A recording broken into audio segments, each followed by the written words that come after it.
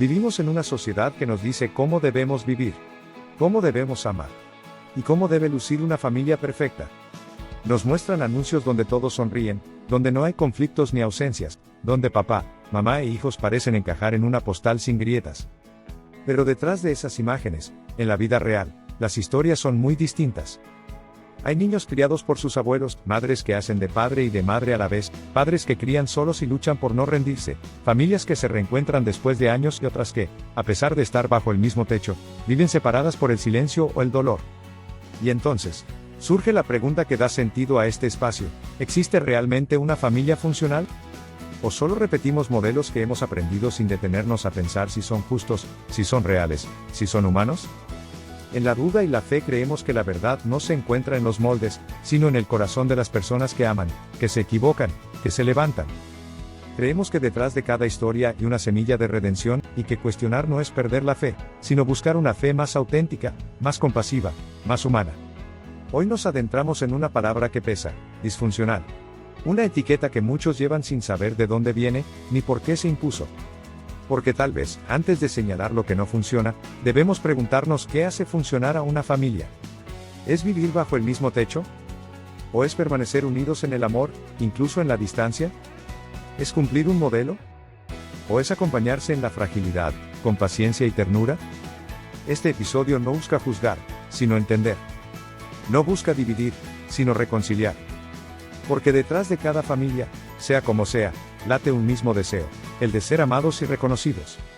Bienvenidos a La Duda y la Fe, un espacio donde nos atrevemos a mirar lo que otros prefieren callar, y a creer que incluso las historias rotas pueden revelar el rostro más humano de Dios. Familia disfuncional.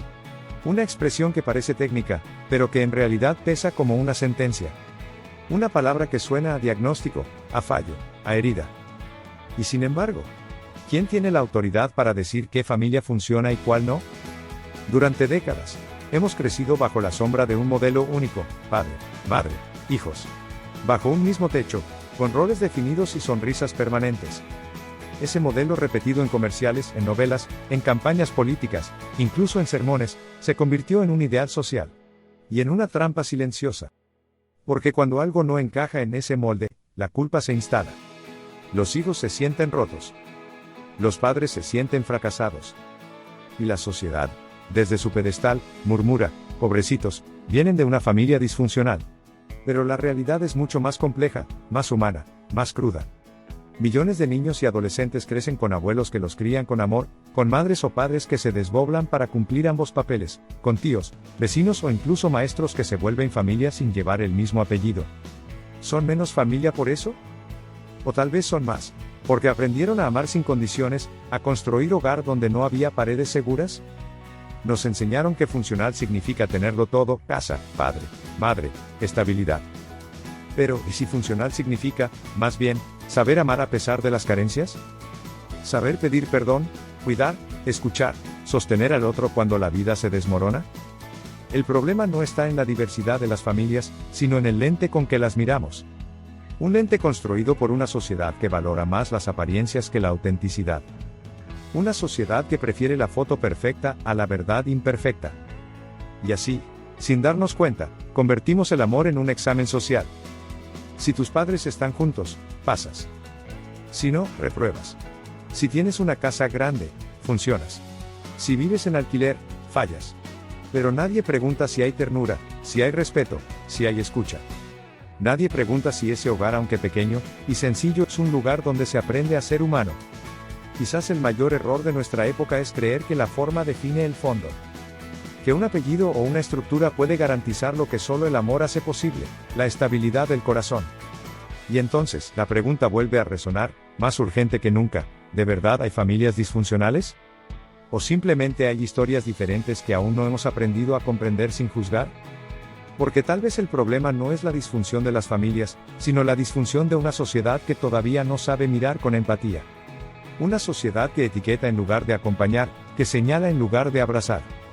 Y que olvida que lo verdaderamente funcional no es cumplir un modelo, sino seguir amando incluso cuando el modelo se rompe. El término familia disfuncional no nació en la calle ni en las redes sociales. Nació en los consultorios de psicología del siglo XX, cuando los terapeutas familiares comenzaron a estudiar los efectos del entorno doméstico en la conducta humana. A mediados de los años 50, investigadores como Gregory Bateson y Salvador Minuchin, pioneros de la terapia sistémica familiar, observaron que muchos trastornos emocionales no se explicaban solo por la mente individual, sino por las dinámicas del hogar. Se hablaba entonces de familias disfuncionales para describir entornos donde había violencia, negligencia, abuso, comunicación tóxica o adicciones, es decir, contextos que impedían el desarrollo emocional saludable. Pero con el paso del tiempo, el término empezó a expandirse más allá de su sentido clínico. La sociedad tomó una palabra que en origen era analítica y terapéutica, y la convirtió en un juicio moral y social. En los años 80 y 90, la cultura popular, influenciada por los modelos de éxito económico y familiar de Occidente, comenzó a usar la etiqueta disfuncional para todo aquello que no se ajustaba al patrón tradicional: padre, madre, hijos, estabilidad económica, roles definidos, jerarquías claras. Así, lo que comenzó como una herramienta de diagnóstico psicológico, terminó funcionando como una marca de exclusión social. La socióloga Judith Stacy, en su estudio In the Name of the Family, 1996, explica que las sociedades modernas idealizaron la llamada familia nuclear como símbolo de orden y moralidad. Todo lo que salía de ese marco, familias monoparentales, reconstituidas, adoptivas, o con cuidadores extendidos, empezó a ser visto como defectuoso, incompleto, o en riesgo. El problema, como advierte Yuri Bronfenbrenner en su Teoría Ecológica del Desarrollo, 1979, es que el bienestar de un niño depende más de la calidad de las relaciones que de la estructura familiar. Un hogar con amor, aunque imperfecto, puede ser un espacio sano. Un hogar perfecto en apariencia, pero lleno de miedo o indiferencia, puede ser profundamente disfuncional. Sin embargo, la cultura del deber ser siguió imponiendo modelos. Revistas, campañas religiosas, y hasta políticas públicas continuaron promoviendo un único tipo de familia, como si la vida real pudiera encajar en un molde publicitario. Y así, las etiquetas se volvieron juicios. Y los juicios, heridas. Muchos niños crecieron sintiendo vergüenza de su historia. Culpa por tener padres separados. Tristeza por no tener una familia que pareciera normal. Y lo más doloroso, crecieron creyendo que su valor dependía de la forma de su familia, no del amor que en ella se vivía. La psicología actual, desde enfoques humanistas y de resiliencia, ha comenzado a cuestionar ese legado. Autores como Virginia Satir recuerdan que no existen familias perfectas, sino familias en proceso de crecimiento. Y que cada historia, incluso la más rota, puede transformarse cuando hay comunicación, comprensión y afecto. Tal vez, el verdadero problema no fue el concepto de familia disfuncional, sino la forma en que lo utilizamos para señalar en lugar de acompañar, para etiquetar en lugar de escuchar. Porque la función más alta de una familia no es parecerse a un modelo, sino ayudarse mutuamente a sanar y crecer. Y eso, aunque suene paradójico, solo se logra cuando reconocemos nuestras disfunciones sin perder el amor. Durante mucho tiempo se creyó que una familia funcional era aquella que seguía las reglas del manual: 2 padres, hijos obedientes, estabilidad económica y una imagen respetable hacia afuera. Pero los especialistas en desarrollo humano coinciden: una familia funcional no se define por su estructura, sino por sus vínculos. No importa si hay 1 o 2 padres, si se vive en una casa grande o en una habitación alquilada. Lo que hace funcional a una familia no son las paredes, sino los lazos que sostienen el alma. Una familia es funcional cuando existe presencia emocional, cuando hay alguien que escucha sin juzgar, que acompaña sin controlar, que corrige con amor y no con miedo. Cuando se puede hablar, llorar, disentir. Y aún así sentirse parte. El psicólogo Carl Rogers, uno de los padres del enfoque humanista, decía que las relaciones sanas se construyen sobre 3 pilares: autenticidad, empatía y aceptación incondicional. Y en el hogar, esos 3 elementos marcan la diferencia entre una casa y un refugio. Una familia es funcional cuando sus miembros pueden expresarse, sentirse seguros y desarrollarse con libertad. No cuando encajan en un modelo impuesto. El respeto, la comunicación y la ternura son los verdaderos indicadores de salud familiar. La teoría ecológica de Yuri Bronfenbrenner lo resume de forma contundente: el desarrollo humano se da en el contexto de relaciones estables y afectuosas. No se trata de perfección, sino de conexión. El pedagogo Paulo Freire decía que educar, y podríamos decir, amar, es un acto de diálogo y de fe en el otro. Y eso vale también para la familia: creer en el otro, incluso cuando se equivoca, acompañar sus procesos, y construir juntos nuevos comienzos. Una familia funcional no es la que no tiene conflictos, sino la que sabe enfrentarlos sin destruirse. Donde los errores no se esconden, sino que se convierten en oportunidades para crecer. Porque la función más profunda de una familia no es mantener las apariencias, sino ayudar a cada uno de sus miembros a ser plenamente humano. En tiempos donde se mide todo por resultados y apariencias, recordar esto es casi un acto de resistencia. Una familia no se mide por su forma, sino por su capacidad de cuidar, escuchar y amar. Y tal vez, en esa ternura cotidiana imperfecta, pero real es donde mejor se revela el rostro de Dios. Cuando a un niño se le repite que su familia es disfuncional, le estamos diciendo sin palabras que su amor vale menos. Que lo que vive no es suficiente. Que, aunque se esfuerce, su historia no encaja en el molde que otros llamaron normalidad. Y esas palabras, dichas o insinuadas, no desaparecen, se instalan en el corazón. Las etiquetas se convierten en cargas emocionales invisibles: culpa, vergüenza, miedo, resentimiento. La psicología familiar nos enseña que los juicios sociales se internalizan. Según la teoría del reflejo social del yo de Charles Cooley, nos vemos como creemos que los demás nos ven. Así, muchos niños no solo cargan con la historia de su familia, sino también con el juicio de una sociedad que no los comprende. Cuando un maestro, un compañero o incluso un sacerdote usa la palabra disfuncional con ligereza, sin entender lo que hay detrás, esa palabra puede volverse una herida profunda. Voz experta, psicóloga o educadora invitada, las etiquetas son peligrosas porque se convierten en identidades. Cuando un niño se cree disfuncional, deja de verse como alguien digno de amor. Y reconstruir esa imagen lleva años de trabajo emocional. El pedagogo brasileño Paulo Freire advertía que el lenguaje puede oprimir o liberar. Nombrar al otro desde la carencia es negarle la posibilidad de transformarse. Por eso, cada palabra que usamos para hablar de una familia debería ser elegida con cuidado, con compasión.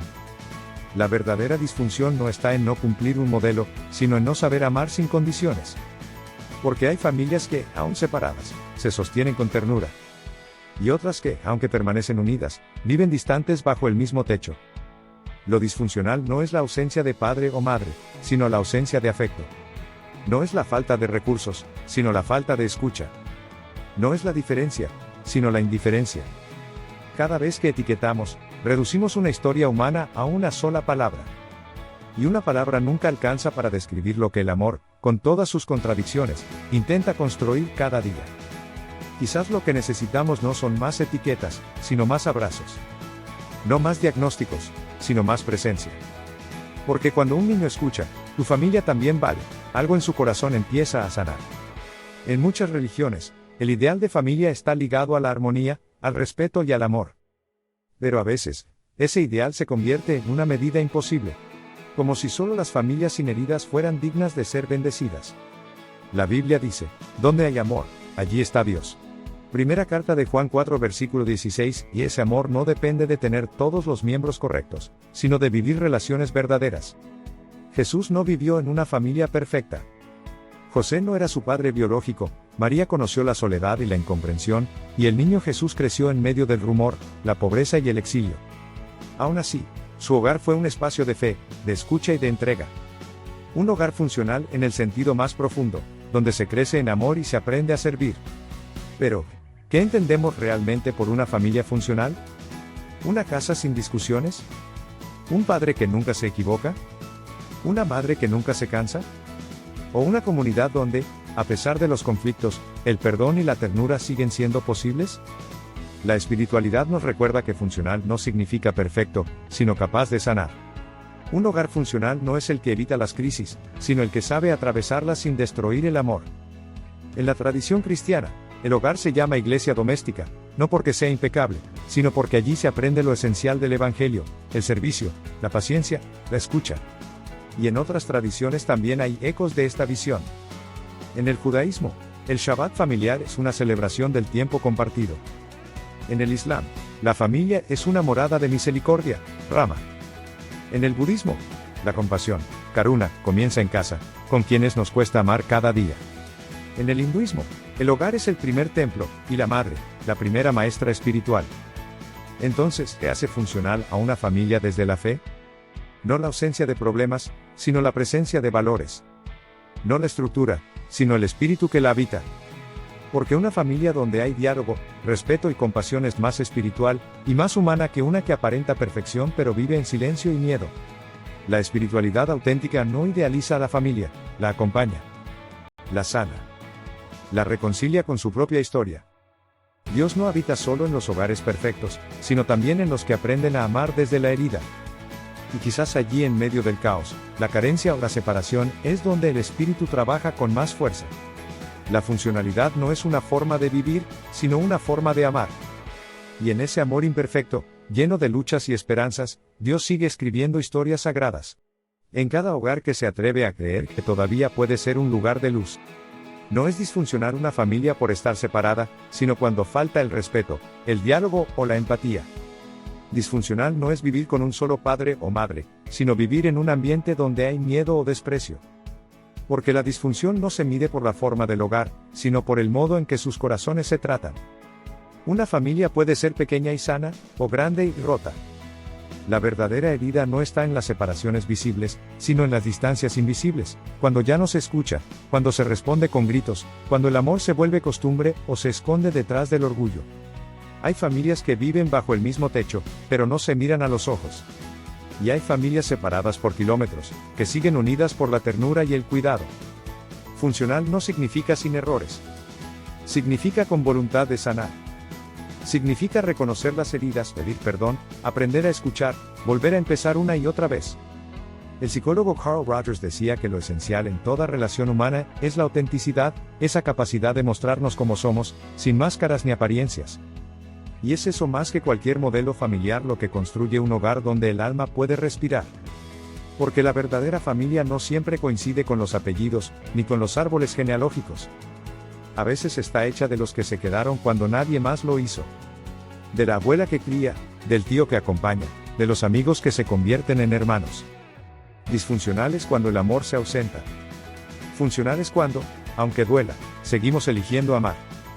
La funcionalidad no está en el retrato de una sala perfecta, sino en la capacidad de mirar al otro y decir, aquí estás seguro.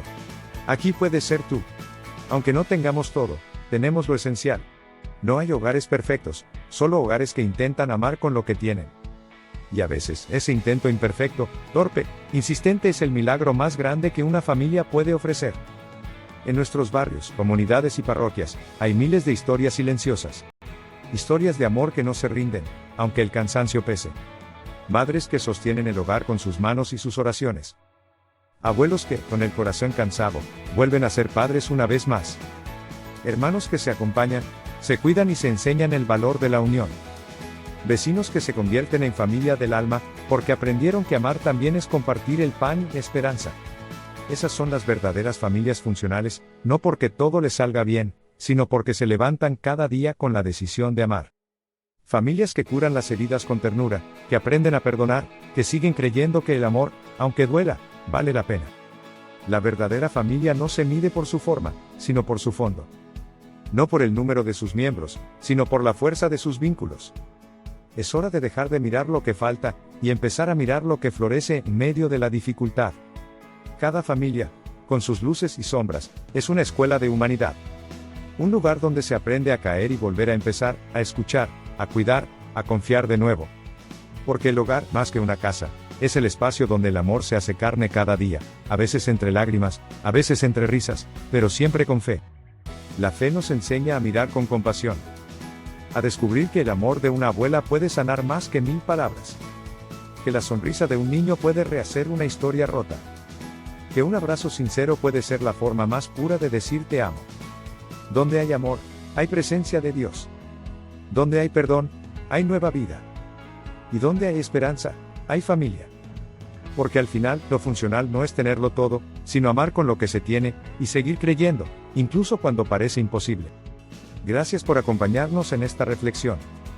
Si este mensaje tocó tu corazón, te invitamos a seguir caminando con nosotros en la duda y la fe, un espacio donde aprendemos a mirar la vida con esperanza, y a descubrir que incluso en las historias más difíciles, Dios sigue escribiendo con amor.